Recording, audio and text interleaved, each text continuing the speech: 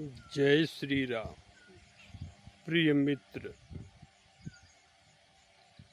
भगवान भोलेनाथ के भाव को प्राप्त करने के लिए श्री राम आधार शांति केंद्र से जुड़ जाएं, जहां से आप वे सभी भाव प्राप्त कर सकते हैं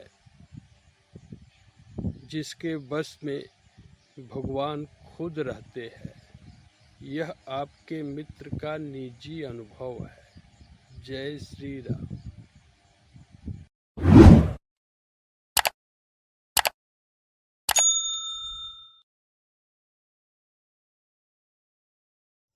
जय श्री राम।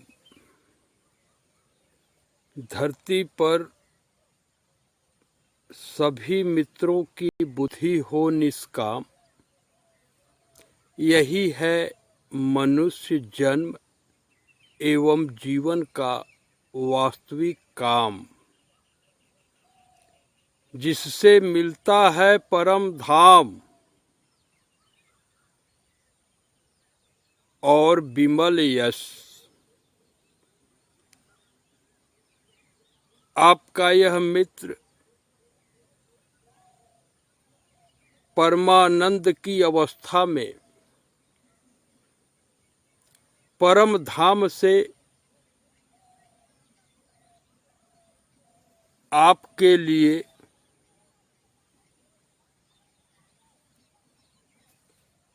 भाव प्रकट कर रहा है।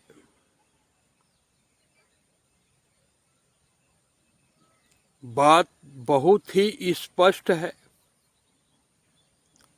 बहुत ही का मतलब पूरा, कि अब ब्रह्मलोक तक भी यह बुद्धि नहीं रुकी। यहाँ तक कि परमात्मा जब सगुण साकार की लीला करते हैं तो सीता एवं राधा रूप की भी आवश्यकता पड़ती है। आपके इस मित्र को सीता और राधा की भी आवश्यकता नहीं रही।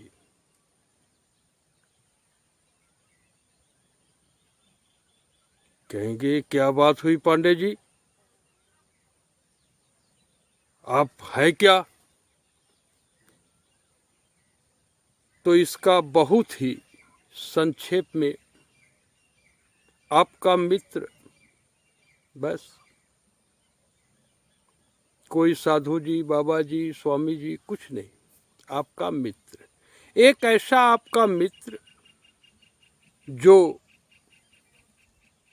आपसे स्वार्थ का एक कच्चा धागा किसी युग में नहीं रख सकता। आज की बात ही नहीं है। तो मित्र, आज नवरात्रि की तीसरी तिथि है। कर्ण घंटा देवी की लोग आराधना करते हैं, क्योंकि देवी का पूजा करके जनमानस सुख चाहता है।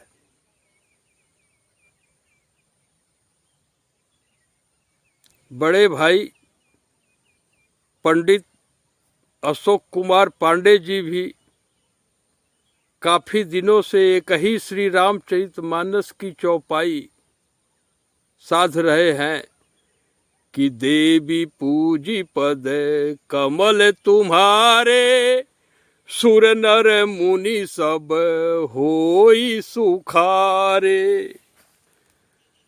तो यह पूजा वास्तव में है क्या, और यह किस प्रकार से सुख देता है?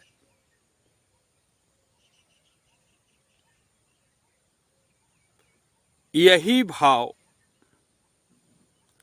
आपको स्पष्ट हो जाए तो आप भी अपने सबसे सुंदर अनुपम दिव्य स्वरूप का अनुभव कर लेंगे। तो किसी मंदिर में नहीं जाना है आपको देवी का पूजा करने। आप जिस गर्भ से उत्पन्न हुए हैं वह माता जी ही आपकी मैया पार्वती है। जिस पत्नी को आप बहुत प्रेम करते हैं अजय भाई, वह आपके लिए सीता जी है। धीरज बच्ची जिस पिताजी को आप सम्मान नहीं करते, पंडित राजकुमार पांडे जी, वे आपके लिए शिव जी ही है। अर्थात हर पुत्र का पिता ही उसका शिव रूप होता है। आप जो भी भाव यहाँ से प्रकट हो रहे हैं, इस भाव को शुद्ध मन से पहले जान लें। यदि आप पिता को अपना शिव जी, माता को मैया पार्वती और बड़े भाई को अपना राम, छोटे भाई को अपना लक्ष्मण, भरत, शत्रुघ्न जैसे अभी है, नहीं मानते, तो आपको किसी मंदिर में जाकर के शांति प्राप्त नहीं हो सकती। आपके इस मित्र की अवस्था कल्पना के बाहर है। अर्थात धरती पर शांति के क्षेत्र में भी जितने नोबेल पुरस्कार से सम्मानित मनुष्य हैं, या जितने लोग संप्रदाय उत्पन्न किए हैं विगत 6000 वर्षों में, ये सब इस अवस्था का अनुभव भी नहीं कर सकते। यहाँ तक क्या ब्रह्मा जी भी इस भाव का अनुभव नहीं कर सकते। भाव का अनुभव वही कर सकता है जो अपनी मान्यता को, अपनी दीपक बच्ची धृति को, धृति यानी आपकी धारणा, इसमें माता पिता, पत्नी, सबके लिए आत्मवत सर्वभूतेषु का भाव रख लेंगे, तभी आप शांति को प्राप्त करने के अधिकारी बनेंगे। धरती पर किसी भी अवस्था में किसी भी पुत्र को पिता का विरोध या प्रतिकूल आचरण करने का अधिकार भगवत दर्शन में नहीं है। ठीक इसी प्रकार से किसी पत्नी को पति के प्रतिकूल एक श्वास में भी सोचने का अधिकार नहीं है। हर पत्नी के लिए उसका पति ही उसका शिव रूप है। आपके इस मित्र की बुद्धि में धरती के सभी नारियों के अंतःकरण में श्रद्धा स्वरूपा माता पार्वती जी का निवास है। और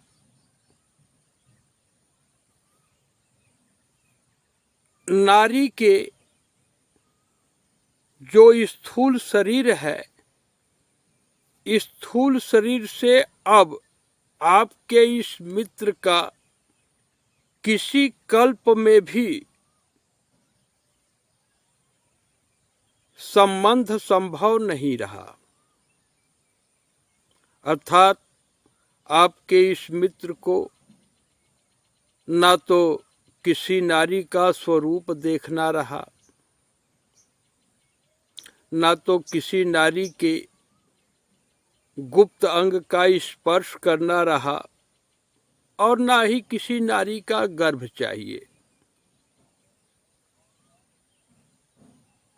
माता जी ही, माता सावित्री देवी ही इस आकाश के अंदर अंतिम माता जी रही। अब यहाँ तक कि अनसुईया जी भी डॉक्टर रविशंकर पांडे को उत्पन्न नहीं कर सकती। मित्र, पवित्र भाव से समझिएगा तो आप समझ जाएंगे, क्योंकि आपके इस मित्र को संपूर्ण आकाश के अंदर कोई पद ही नहीं चाहिए, कोई रूप ही नहीं चाहिए।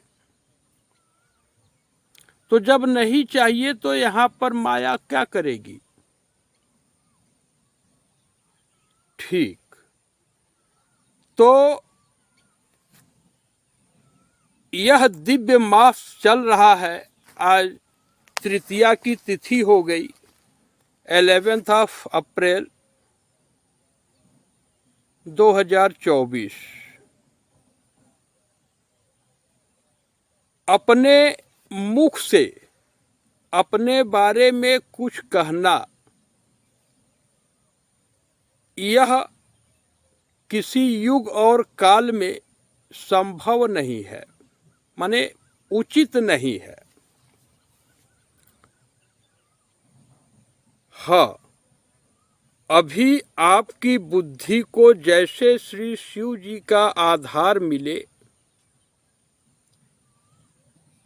इसी भाव को स्वरूप यहाँ से दिया जा रहा है, जो कि भगवान की कृपा है। इसमें आपके मित्र का कोई निजी न तो पुरुषार्थ है, न तो स्वार्थ है, और न ही किसी रूप से आसक्ति है। सबसे पहले तो जान ले कि यह जो प्रभु के कृपा से भाव प्राप्त हुआ है, यह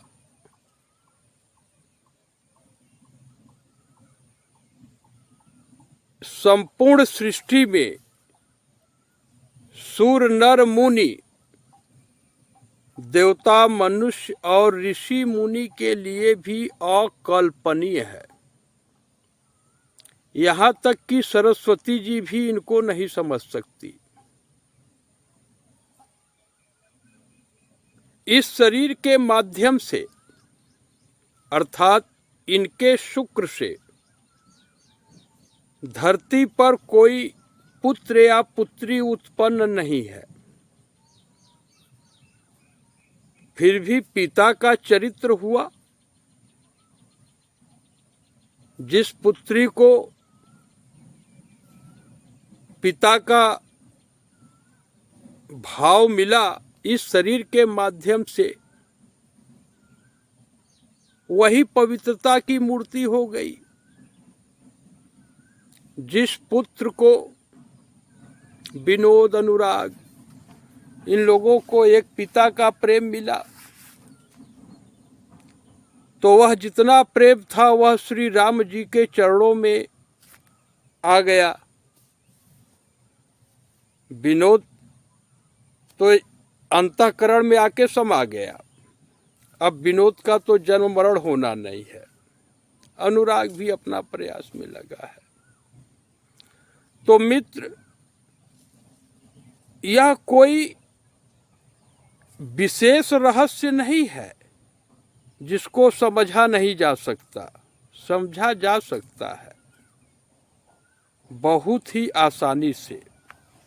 बस इसके लिए कपट का परित्याग करना होगा।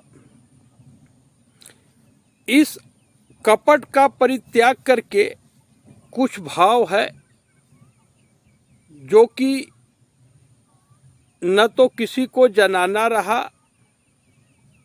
और न तो अब इस आकाश के अंदर कुछ शोध ही करना रहा। फिर भी यह भाव आप तक पहुंच जाएगा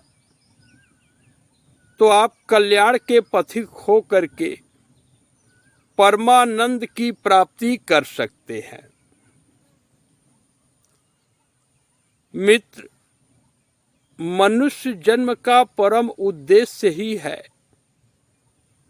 कि अपने सच्चिदानंद घन स्वरूप में समाहित हो जाना,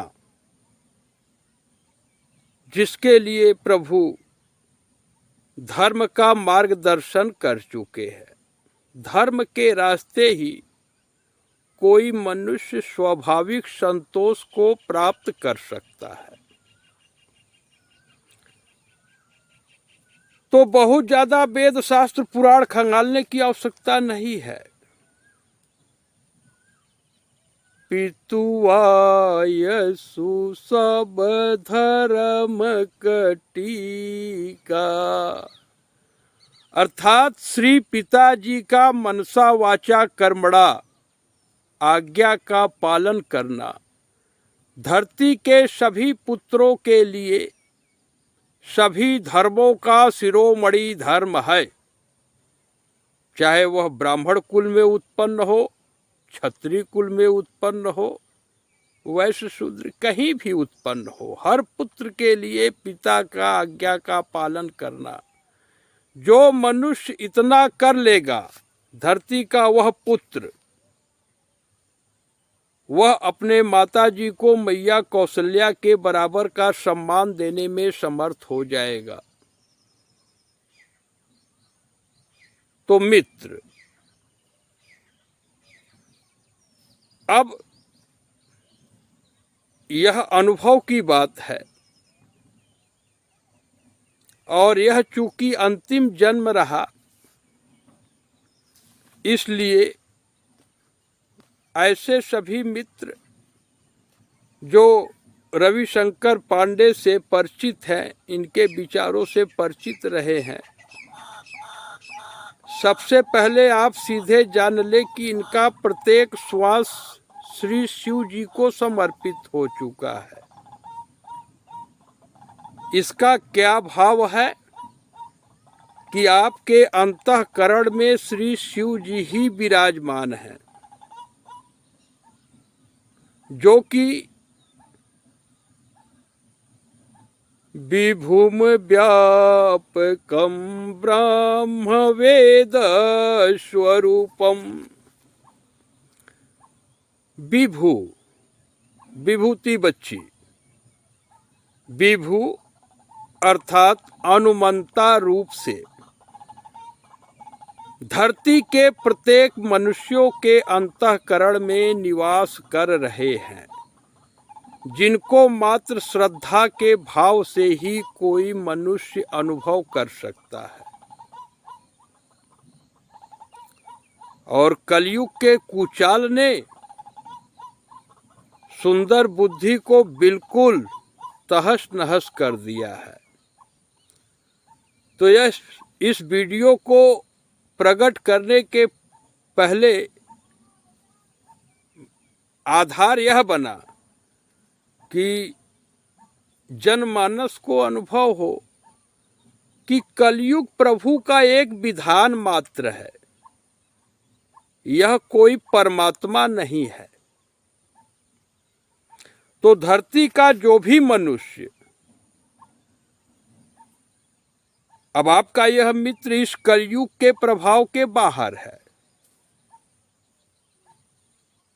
तो कैसे बाहर है? जैसे हुआ जो मार्ग है वह आप जान ले, आपको अच्छा लगे तो आप भी इसी मार्ग को धारण कर लेंगे। और कल्याण को प्राप्त हो जाएंगे, इसमें कोई संदेह नहीं है। तो करना यही है कि विभुम व्यापकम ब्रह्म वेद स्वरूपम, अर्थात अनुमंता रूप से श्री शिव जी सबके हृदय में निवास कर रहे हैं, यह आपकी धारणा में रखना है। कलयुग के प्रभाव से बचना चाहते हैं भैया तो अपनी मित्र के तरफ से आप परम स्वतंत्र हैं, ठीक। और इसी बात को प्रभु कृष्णा अवतार में अर्जुन जी को उपदेश करते हुए स्पष्ट कर चुके हैं। 13वें अध्याय के 17वें श्लोक में, श्रीमद् भगवद गीता के 15वें अध्याय के 15वें श्लोक में और 18वें अध्याय के 61वें श्लोक में। तो भगवान की बात का आप अनुसरण करेंगे तो कलयुग के कुचाल से बच जाएंगे। अब यही अनुसरण आपका यह मित्र किया, इसलिए आज हर रूप में शिव पार्वती जी का निवास है। शिव पार्वती जी से अलग किसी भी स्वरूप का कोई अस्तित्व है ही नहीं। जब यहां तक स्पष्ट हो गया तो survival for the fittest theory of Darwin समाप्त हो गया। जब अलग से अस्तित्व ही नहीं है तो उसके लिए संघर्ष क्या करना। Theory of relativity of Einstein समाप्त हो गया। आप भगवान की मूर्ति है तो है, इसमें तुलना की क्या बात है। Theory of exact and opposite reaction of an action of Newton, third law, यह पलायित हो गया।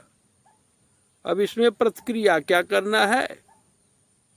धरती पर सभी जीव माया के विवश हैं,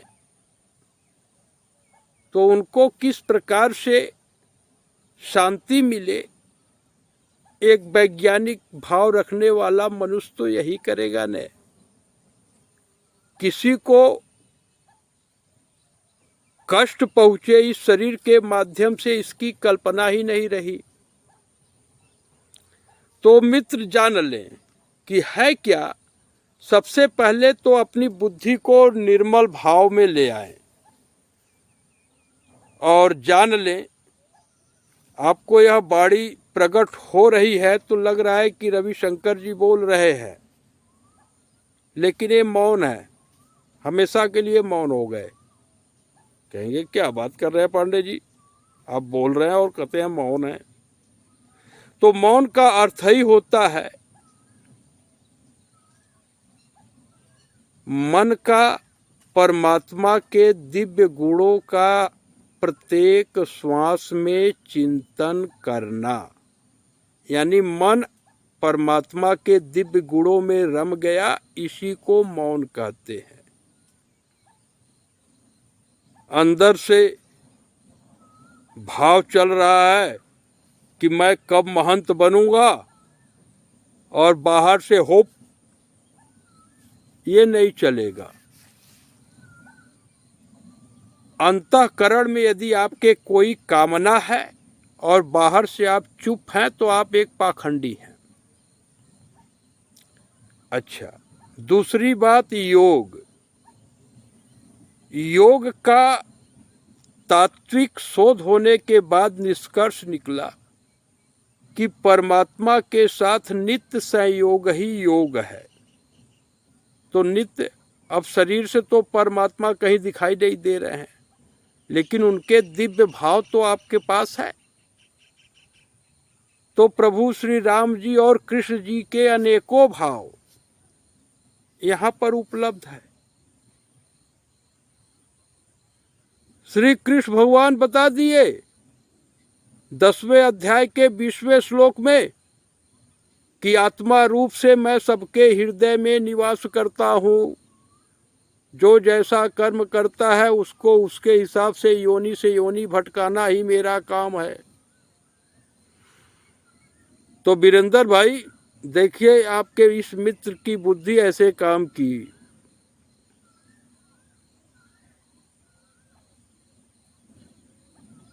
क्या भटकाइए? जब किसी पंचभूत में आसक्ति रहेगी तभी परमात्मा आपको गर्भ प्रदान करेंगे। तो इनका रूप से लगाव ही समाप्त हो गया। Cell is a unit of human body. कोशिका मनुष्य के शरीर की इकाई है। इस शरीर से एक एक कार्य, जो भी सेवा इस जगत में हुआ, सब भगवान विष्णु को समर्पित हो गया। अब श्री शिव जी की कृपा से आपके इस मित्र को अनुभव में आया कि राजनीति बिनु धन बिनु धर्मा, हरहि समर पे बिनु सत कर्मा। अगर आप नीति नहीं जानते हैं तो आपका राज चलने वाला नहीं है। आप देख ही रहे हैं जगत में लोग राज करते हुए दिखाई दे रहे हैं जगत में, और जेल में जा रहे हैं। तो निश्चित है कि नीति पता नहीं है। लोग राज कर रहे, उपदेश कर रहे हैं और आजीवन कारावास हो रहा है, तो उसको भी नीति पता नहीं है। तो मित्र, जहां तक राज करने का भाव होता है वह आपके इस मित्र के अंतःकरण से निर्मूल हो गया। आप प्रमाण के लिए इतना ही रख लें भाव से कि जागते हुए की बात ही क्या, सरिता भाभी सपने में भी डॉक्टर रविशंकर पांडे की कोई एक बात माने, इसकी कल्पना ही समाप्त हो गई। क्योंकि यहीं तक रजोगुण का प्रभाव है जो आसक्ति दोष में फंसा रखा है सबको। तो मित्र, जहां तक दो की बुद्धि है वहीं तक अज्ञान है। इसका क्या भाव है कि मैं हूं, तुम हो, तो दो हो गए। इसका अर्थ है कि अज्ञान है। धरती के प्रत्येक मनुष्यों के अंतःकरण में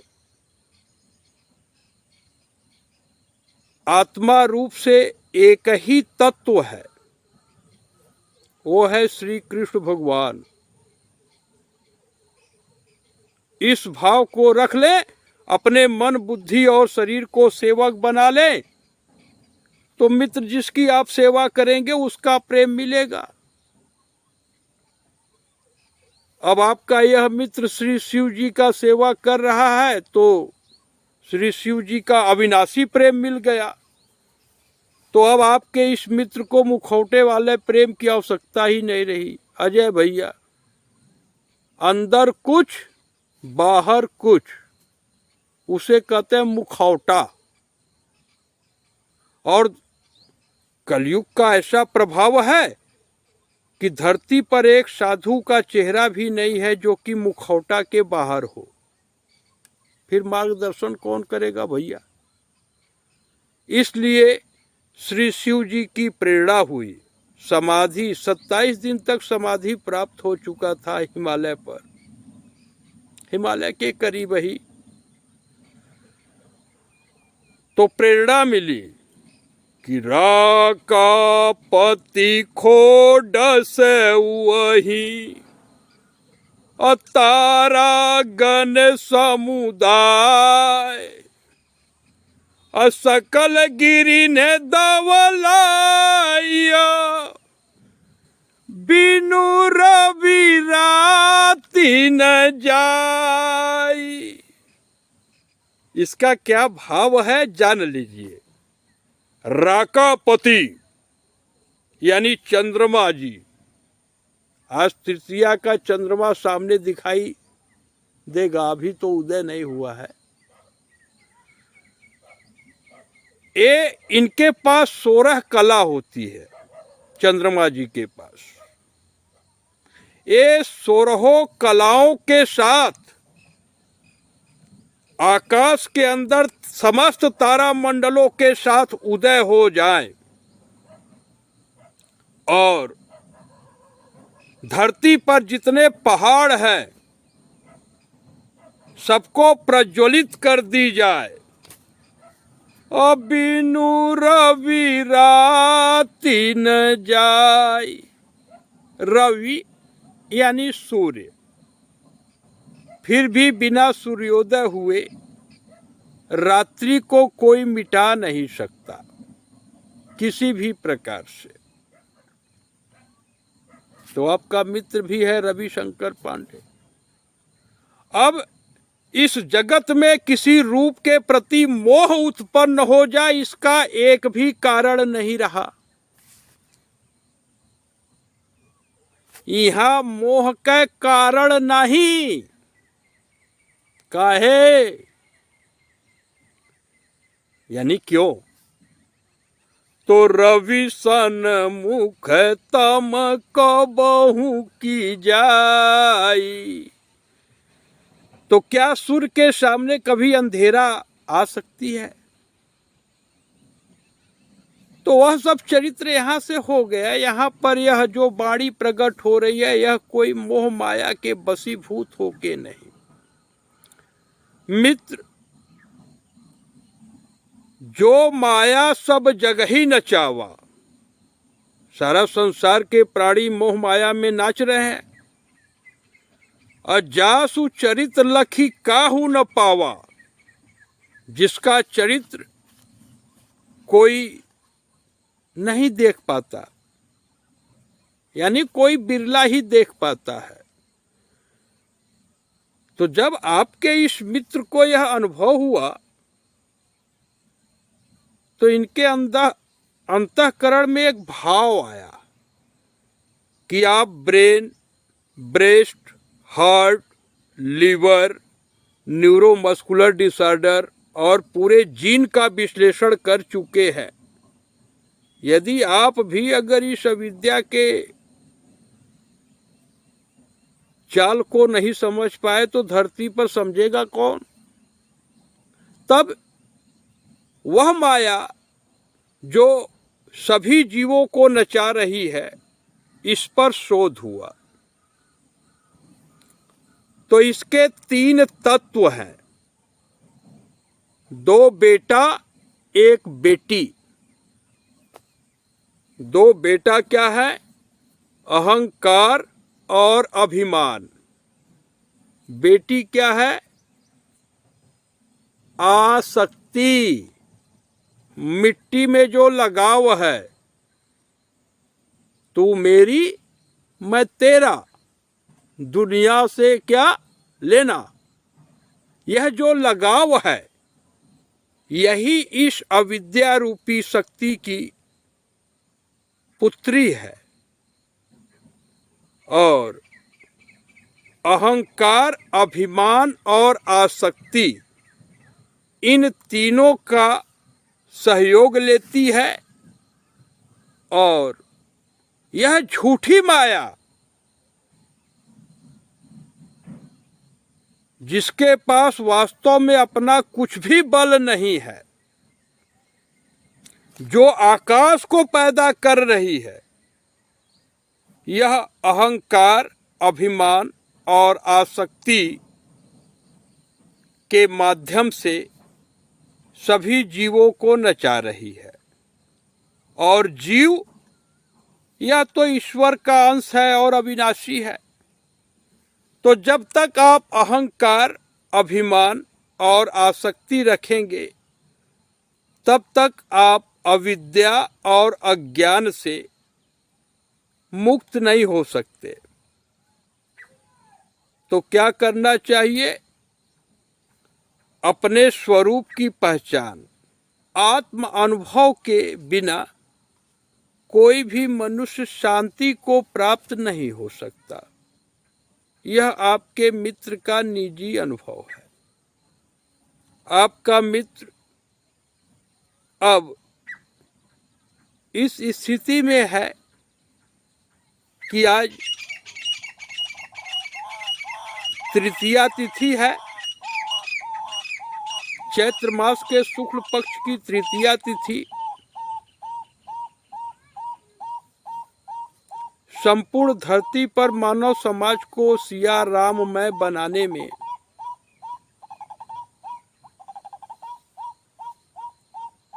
इनको कुछ भी समय नहीं लगेगा। 6 दिन के बाद में रामनवमी आ जाएगा। 6 दिन तो बहुत है, 2 दिन बहुत है इनके लिए। अब धरती पर कोई मनुष्य अपने बुद्धि को कपट से मुक्त करने का संकल्प लेगा, तभी कोई चरित्र होगा। तो यह सब शोध का निष्कर्ष रहा। और आप सीधे जान ले कि आप धरती पर किसी एक रूप को भी सत्य मानते हैं, वास्तविक, या किसी भी बुद्धि की कल्पना जो हुई है, जो 6000 वर्षों में संप्रदाय वगैरह उत्पन्न हुए हैं, इनको आप वास्तविक समझते हैं, तो आप भ्रम में हैं। क्योंकि धर्म और मर्यादा की रचना मात्र परमात्मा कर सकते हैं। रज और वीर से उत्पन्न कोई मनुष्य नहीं कर सकता। तो यह सब भाव है। आप अपने